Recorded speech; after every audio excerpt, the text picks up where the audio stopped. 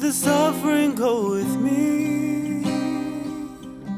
Or would I float like the sea breeze to a distant star? If I believe what you bring me, could I still have feeling? Could I connect? Hi, welcome to Cafe 229. The music you just hear is from Grant Jones. Today we're very happy and honored to have Grant Jones. He is a musician, an activist, and a mindfulness researcher from Harvard University. Hi, Grant. Hi. Hi, how are you? Doing great. Really happy to be here with y'all. Thank you for joining us. So I'm a musician myself, and I found it very interesting of all the combinations you have. So would you share a little bit about yourself? What's your upbringing like? What's your background like that brings you to this unique combination of a social activist, performer, composer, mindfulness practitioner, and researcher, psychologist? Yeah, thanks. I'll try my best to summarize my journey at this high level. But so I grew up in Boston, Massachusetts, in the inner city of Boston. And I would say my upbringing was categorized by my straddling two different worlds. The neighborhood I grew up in was predominantly Black and lower income. And my family from an early age placed me in private school, in which most people were affluent, and it was a predominantly white environment. And I think for me, over the course of my life, I've kind of navigated my own personal journey of what does it mean for me to find belonging when kind of two different communities that I grew up in didn't really fit for me.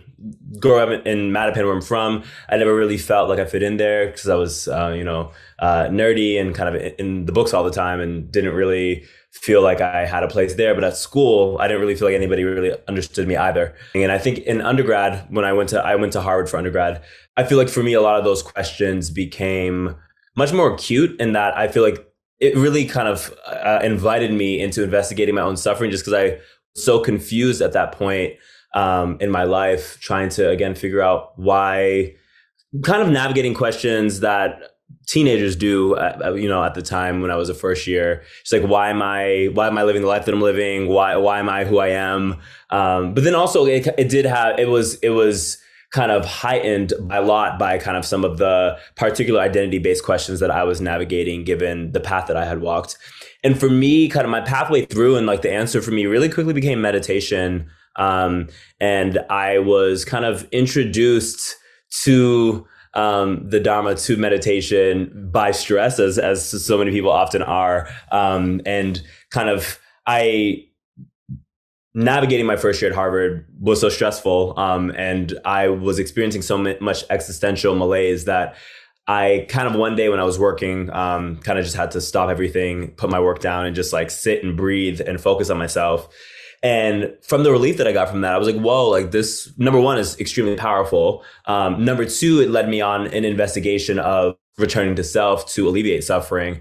And then from there, it really became a cultivation for me. And I think slowly over time, it led me to think about what does it mean to deliver this practice to people like me in a way that they understand. And then that for me kind of led me back to how music could be a vehicle for mindfulness. So that's a very, very condensed, very short answer for now. Happy to get into more details, but that pretty much for me is how everything has come together. But your struggle is not unique to yourself in a sense, because I'm sure there are other young adults went through what you went through, which is to try to look for the true identity, or they happen to have one foot in two worlds, and it's very confusing, conflicting. And somehow you found the spiritual practice that helped you to deal with that struggle, and you are able to use that and try to pass it to others.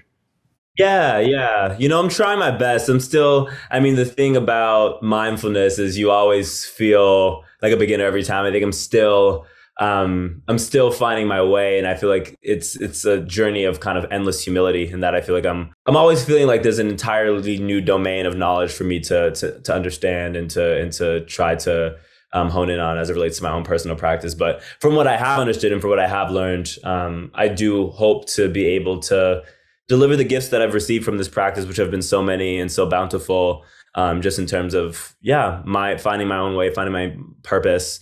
For what I have gained, I do hope to be able to share it with others as best I can. I think that's really wonderful that you seem like to be very well educated, very well taken care by your parents, but you are still thinking about others who were not as fortunate like you and who are people of color. You joined the BIPOC and you started the different, you started the mindfulness space for African American crowd. And I love the lyrics you wrote in your song Constellations, and you're looking for your home.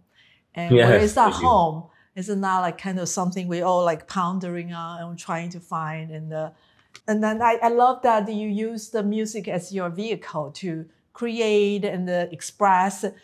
So I'm always curious how like musicians may be using mindfulness to enhance or to alter or to kind of help or support yourself in the process of creation in the music. What is the route like for you, if you would share with us? Yeah, absolutely. I'm happy to speak to that route and also just touch a bit more on my background as well. So for me, I think music is really my first spiritual practice. It's music, I think probably for many people is oftentimes people's first spiritual practice. I feel like if you're a musician and you're drawn into music, music for me represents like a spiritual practice before I even knew what spiritual practice was. It's just so fundamental to how I process the world, how I relate to others, how I understand life, reality. And so as I developed a more formal mindfulness practice, I realized that all this quality that you can tap into with mindfulness has really been here with me the entire time through music as well. And so for me, that kind of has led me to think about, what does it mean to explore within a research context, music as a vehicle for mindfulness. And in my house growing up, I was raised by my mother, my aunt, my grandmother. Music, and particularly Black diasporic music, was always kind of playing around gospel, rap, R&B, these musical forms that really were also healers and teachers and cultivators of self. I mean, these things, these kind of energetic streams that I was kind of bathed in for all of my life that have really formed my identity. And I know for many people of color, the world over, music functions that way as well. So kind of sitting within my own upbringing, kind of the gifts of that upbringing with my family, the challenges of my upbringing structurally, and then also thinking about, again, what is my first one of my most fundamental spiritual practices, which is music. That's for me, again, propelled me forward. And as it relates to my process for writing now, I feel like for me, it's eclectic, it's mixed. I mean, sometimes in the beginning of graduate school where I am now, I feel like I spent a lot of time dedicated, sitting down with my guitar, practicing, kind of like banging out songs one after the other to try to just like get my songwriting chops up. And not that I'm still not in a deep songwriting process, but now for me, my songwriting process feels a lot more emergent. Now that my music has become a part of my research, I actually have now started to write music with particular clinical intentions in mind. And so if I have, a particular way that I'm trying to take, a particular intervention rather than I'm trying to develop, or a particular part of a particular, I guess, let's call it healing effect that I'm trying to elicit, or a particular component of my work that I'm trying to address through music. Right now I'm in a phase in which I'm really thinking about what does it mean for me to write specifically with those targets in mind, and happy to expand more on that. But for me now, it's a lot more targeted. All of this is definitely rooted in my mindfulness practice as well. So sometimes I'll meditate, I'll sit, I'll kind of see what melodies come to me, then I'll start writing. So yeah, that's also a core. That's at the core of everything. So it's so interesting that you try to integrate mindfulness and music as a practice to deal with challenges in life. Just curious though, do you think all music matters or different? Have you ever considered like what kind of music matters more than other type of music? I'm always wonder about that. Yeah, I'm sure that it matters. I mean, I think music's also kind of like I was mentioning before. Music really represents kind of for me potential energy. I think different cultures, contexts over time have had so many different musical forms that play with lyrics, that play with melody, rhythm, tone, timbre, such that music from one place in the world can sound completely divergent and different from music from another place. And that's the invitation of music, is really to craft offerings that kind of speak to a particular people, particular culture background, particular heritage. My investigation with my own personal musical aesthetic has been to use research as a way of exploring kind of how far can these musical offerings reach. I mean, I'm coming from a particular background, a particular musical cultivation rooted in a lot of Black American music traditions. And I think for me, this first step is going to be, to what extent can this support others in the Black community dealing with racism-based anxiety and other particular mental health conditions that are related to racism and discrimination, and just iterate from there to see kind of to what extent can music rooted in a particular aesthetic from a particular place hold peoples who might be from different places, from different cultural backgrounds, who still might resonate with music that I create or music that people that I work with create. And I think it's an open question. I think, many of us probably have the experience where we hear music that might not sound like the music that we listened to growing up, but is amazing and is resonant. Many of my favorite artists weren't people that look anything like me or aren't anything like the people that I grew up around, but still make incredible music just rooted in their own experience. And so for me, I think we all have this sense that music is at once personal, but also universal. And so I think for me, clinical research has been a way to explore that question of universality, but also rooted within a particular clinical, with a clinical framework around it. So open question, and we'll see based on what my research reveals. Yeah. But one possibility is that if both of us are from different culture, but if we could find music that kind of like, I guess, bring us home, right? If that's the theme, then that would be the music that work. 100%. And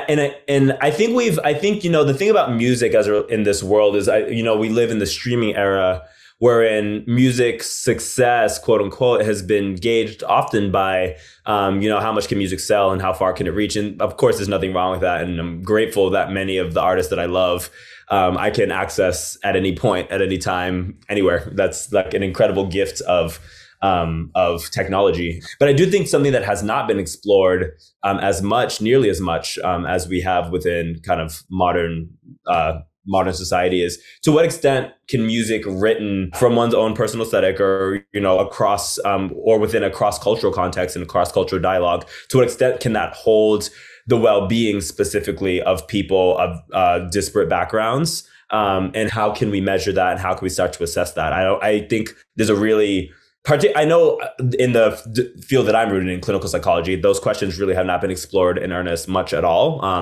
And so I think there's just kind of a wide open domain for exploring this frontier. And I definitely hope to do it for as long as I can.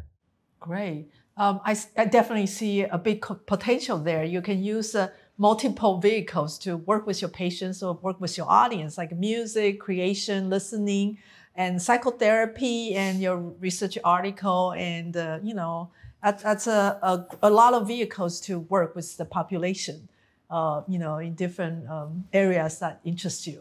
Yeah, no, definitely. I mean, I definitely feel the same. It sometimes gets a little overwhelming, just because I feel like I think my journey to this point, where you find me in a clinical psychology PhD program, is because I really have not wanted to choose over the course of my journey. I have so much love for music, but I also have so much love for mindfulness practice. And I have so much love for like school and psychology. So I think where you're finding me now is also just like my stubbornness and not wanting to, and genuinely not being able to pick, which I think also honestly for me relates back to kind of what I was mentioning around some of the beginning parts of my journey, in which like I think for a lot of my life, just in navigating two worlds, I feel like I was being made to pick these different parts of myself. Like, are you an artist or are you a student? Or are you a musician or are you a mindfulness practitioner? And all these binaries that I think we're often invited to, that we're oftentimes pressured into occupying in the world. And I think for me, mindfulness, the reason why I'm so grateful for it, is that, now I'm at a place in which it's like, I don't necessarily... I choose all of them. And I choose the abundance of all of them. And sometimes that might leave me stretched beyond what I kind of think that I can maybe handle at a given moment. But then I come back to my practice and I come back to the space that's there. And I come back to possibility and just, taking things one step at a time. And grateful to be able to have a practice that lets me iterate on all the different parts of myself and let them be welcome to the extent that they are. So that's awesome. So it sounds like you started with a music that inspired you, but you practice mindfulness, and mindfulness also inspired you to become a therapist as well as continue to write. So they all work together, it's a combination and different inspirations are going around. That's very interesting. So I know you talk about how mindfulness and music helped you, but I think earlier I mentioned that, you're not the only one that struggles, right? Especially people of color and minorities, marginalized minorities. What are the common struggles have you observed in the BIPOC community, for example, that motivate you to help them? Yeah. Thanks for this question. And, I think we're in an era now where some of these questions have never been more alive in the way that they are now. So grateful to be able to speak to them. But I think first is, so many of the structural issues that we see, so much structural disparity. People born into poverty have so many hurdles ahead of them towards being able to make their way within America, make their way within capitalism, trying to feed your family, get an education, find a good job. Those hurdles are so difficult to surmount, particularly when you're born in a lower income background. And so many people of color are oftentimes are born, with less access to financial means than our people who are white. And that's just like a unfortunate corollary of, the history of oppression against people of color within the United States. And of course, it's not all people of color, but for many people of color, particularly Black and brown folks within the States, that is a true fact. And again, we have data now to document that, being born into in a lower background or being born into poverty makes your chances of navigating out of poverty that much more difficult than it is to be born with wealth. From the outset, I think a lot of folks of color kind of are starting structurally with a lot of hurdles against them. And then I also think, navigating as an adult of the world, racism and discrimination are real. They're real documented facts of what it means to try to make your way within this world. People who will systematically deny you opportunity, people who will systematically try to knock you down, bring you down, harm you, just based on how you look, who you are, how you love. All these arbitrary signifiers that we have reified and made real, that people oftentimes try to use power to reify and make real. One way in which people try to, maintain dominant culture is by kind of oppressing and harming people of color. And so I think a lot of people of color know this viscerally. A lot of people of color kind of have this truth kind of rooted within their lineages. And I think for so many people of color within the States, there are so many practices that we've needed to learn how to develop in order to stay safe, in order to keep each other safe, in order to keep each other supported.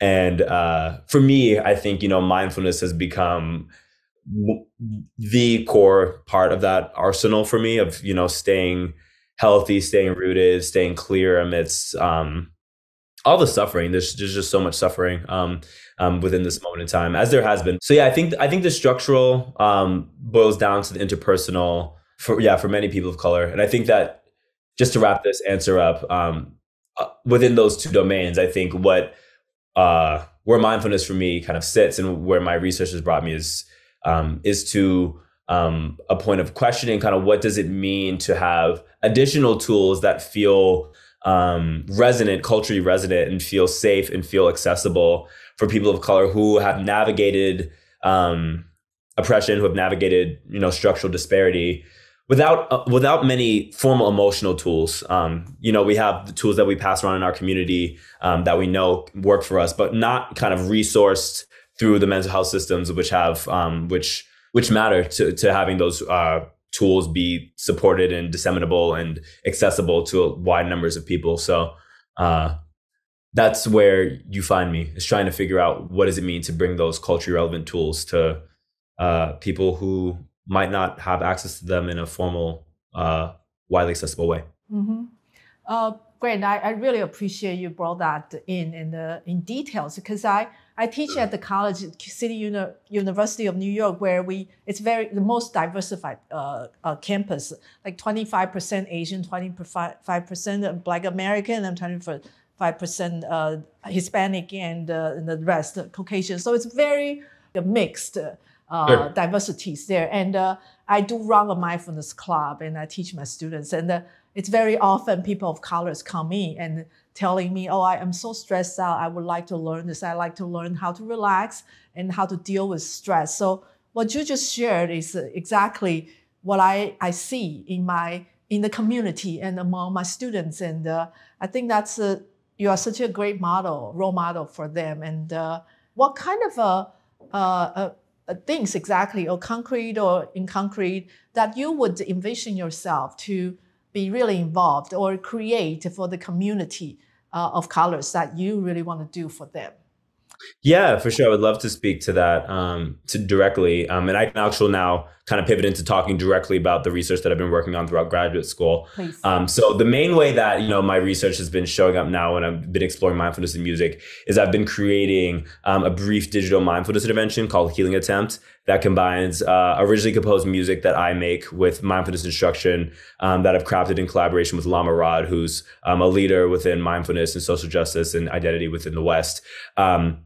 And have been working to test to iteratively develop this intervention and test it as an intervention for racism-based stress and anxiety within the Black community in a series of pilot studies. And so my graduate work, which has culminated in my dissertation, has been creating this intervention, which is to be delivered in the format of an album, by the way, and then seeing how can support people with learning about mindfulness and learning about mental health. And so I've, have some preliminary data demonstrating that this approach is solid, at least at this point, which is exciting. And so for me going forward from here, I want to continue to iteratively develop the intervention and also continue to test it more rigorously as a treatment, not only for racism-based anxiety, but a host of different mental health conditions and other people of color as well. It's awesome that you're creating a new form of mindfulness intervention. How would you say is the differences between, let's say, the traditional mindfulness-based stress reduction program versus the music-based mindfulness intervention?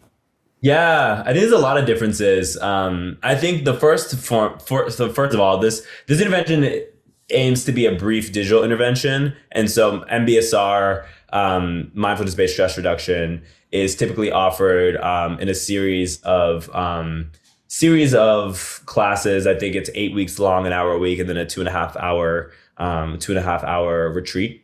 This intervention that I'm developing called Healing Attempt seeks to address the limitations of MBSR as it relates to the intensive time commitment, because many, folks of color, particularly those from lower income backgrounds, can't really spend time in that type of an intensive treatment. And of course, that type of treatment has its place. But like I mentioned, there needs to be more options for folks who might not have access to taking that type of time out to de-stress and learn about mindfulness. So that's number one.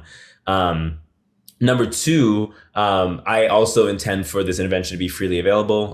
Although, there's a lot of free mindfulness offerings that exist within the world now, which is a great thing about mindfulness. Not many of them are empirically supported. So I think that's where this offering is a bit different, in that I'm using clinical research to really support the potential efficacy of this for mental health, which matters.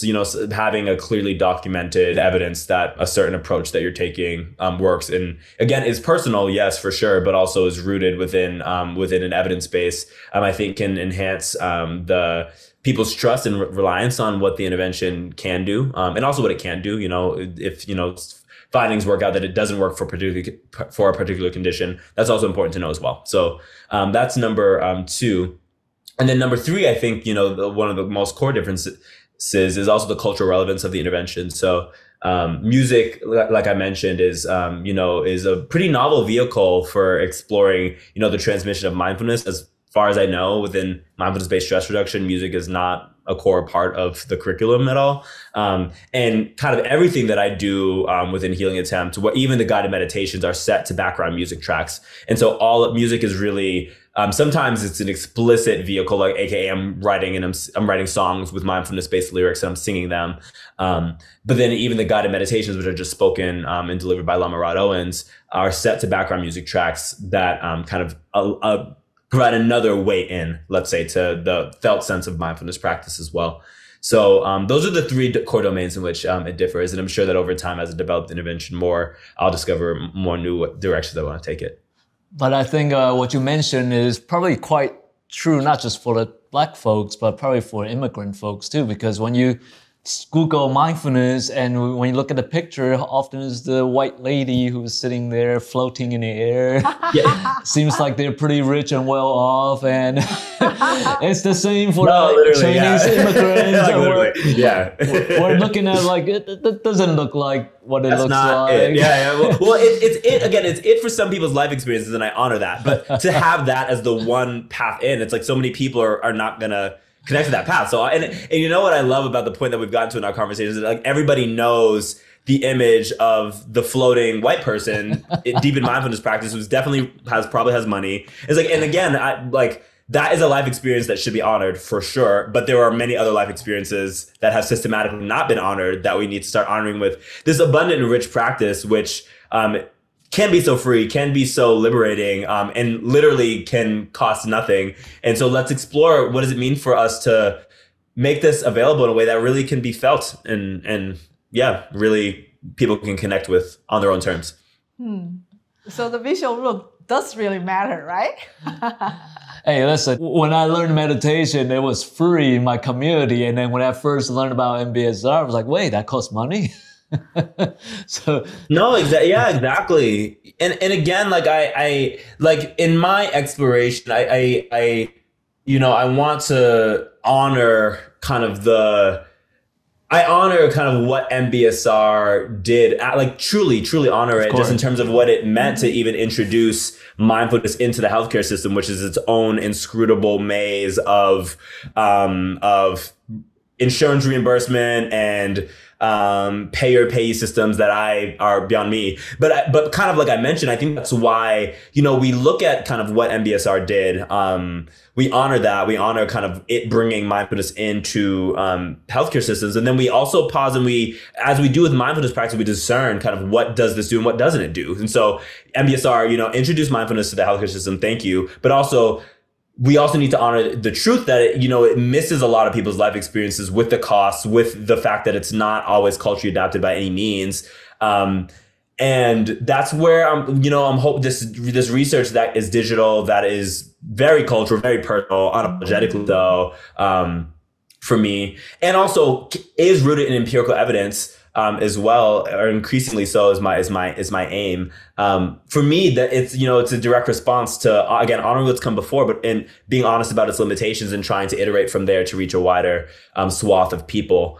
And just one other point that I want to name is a learning from MBSR, which is why again I truly do honor it, is because I think what MBSR did, which no one had really done before, is really use the evidence base of the intervention to allow itself to be interwoven into healthcare systems, which then let it proliferate to the extent that it did. Mm-hmm. And for me, I think what the gap that I think a lot of mindfulness offerings have that are culture rooted, that exist right now, is that they don't have an evidence base. And so in fact, they are then systematically excluded from the healthcare system. And so I think what my hope is that in developing an evidence base for what I'm doing, or in using evidence to guide the way to what I need to do to let me know that what I'm doing is wrong and I need to course correct, my hope is that, the healthcare system takes these types of interventions seriously, that are rooted directly in people's cultural experiences. And so the resources that exist within the healthcare system can let people access treatments on terms that actually work for them, instead of leading them to need to access, instead of, only having certain options available for them that don't actually work and don't feel good. So that's my desire, at least my aim. Awesome.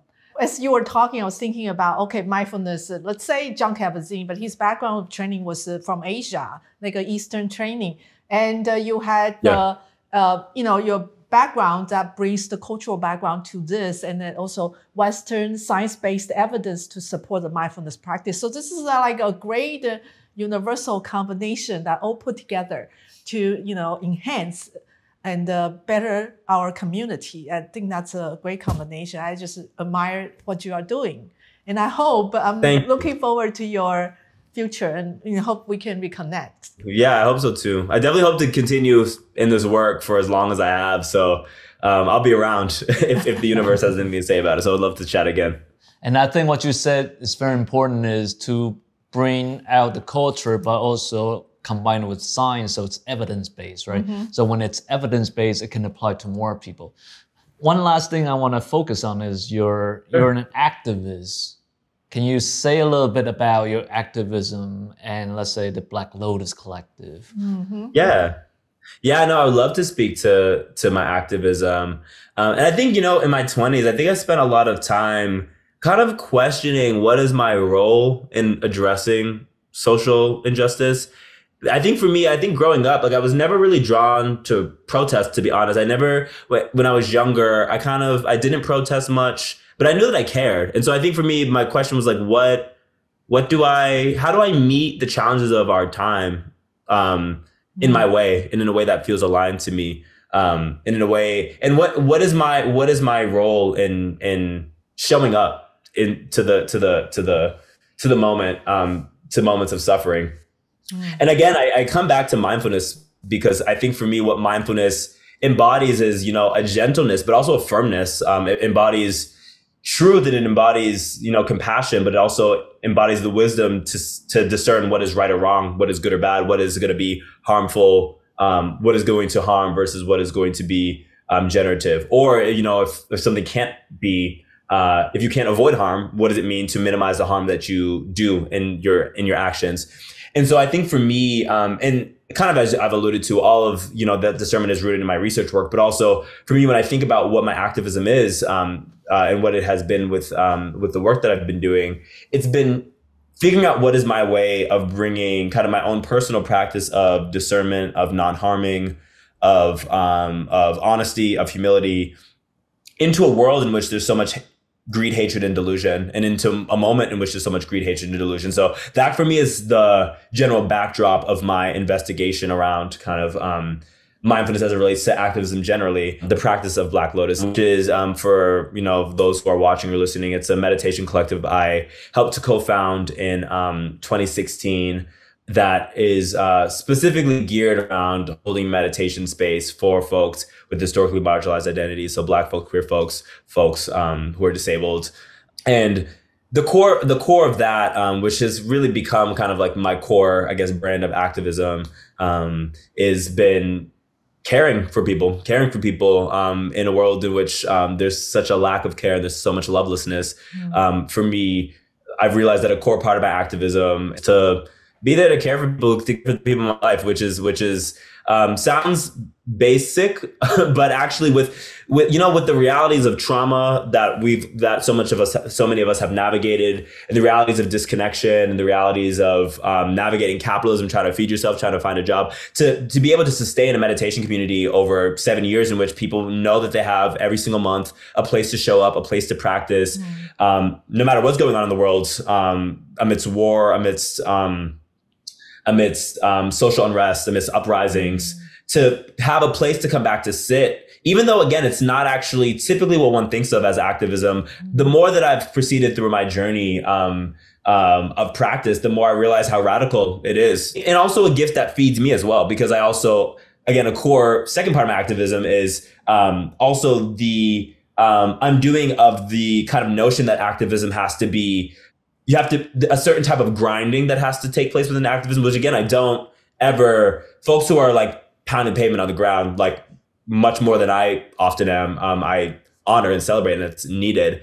But I also think that I've started to undo the idea that my activism can't feed me as well, that I can't be nourished by the actions that I do. So yeah, a second core part, again, just to root in that, a second core part of my activism is nourishing myself and taking care of myself in a very, very chaotic world. And then the third kind of component that I'll touch on, which is also rooted in the practice of Black Lotus, is also just oftentimes going out and directly protesting as well. So by no means am I not protesting. I definitely am, for sure, when it feels aligned, when it feels right. But I think for me, just to kind of wrap up this summation of my activism journey, I think I hold, an expansive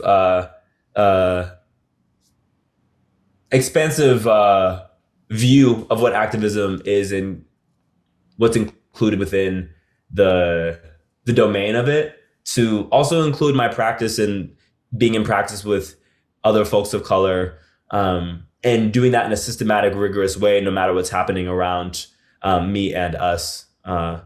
Because in a time of a lot of chaos, consistent practice and safe practice is sorely needed. That's great. It sounds like you co-founded the Black Lotus Collective to create a home, and a home with peace and voices for yourself and for the community. So that's going back to the same lyrics that I found in your song, and that's all related there. Yeah. I think they are. And again, it's a never-ending practice, and by no means perfect. And I'm still figuring out a lot of these questions, but I think I have also confidence in the self-knowledge that this practice has given to me, and that I feel like a lot of good things have happened as well, a lot of blessings and a lot of clarity. So I hope to continue to cultivate that clarity over time, and to continue to create home wherever I am, and also to be able to offer home in a safe, resource way to others. I think you're such a good role model for any of our audience who remind us that citizenship is very important, right? Thanks. We dedicate ourselves to others. So to wrap up our interview with you, what would be the final recommendation you have for our viewers? Any encouraging words for them? Yeah, I think I would just say take care of yourself and take care of the people that you care about.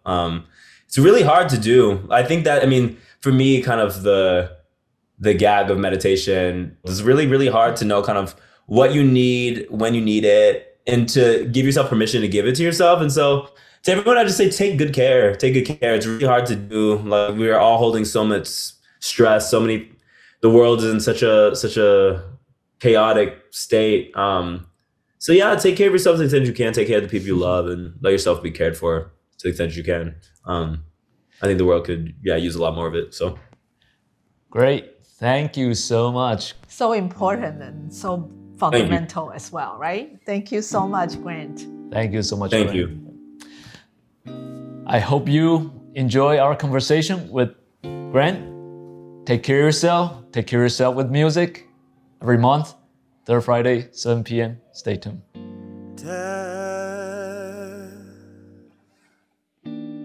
Surrounding, what do I tell my sons? Should they run? Should they fight? Should they heal? Should they hide? Should they hold the blessing still? 'Cause this could be the last time. This could be the last time.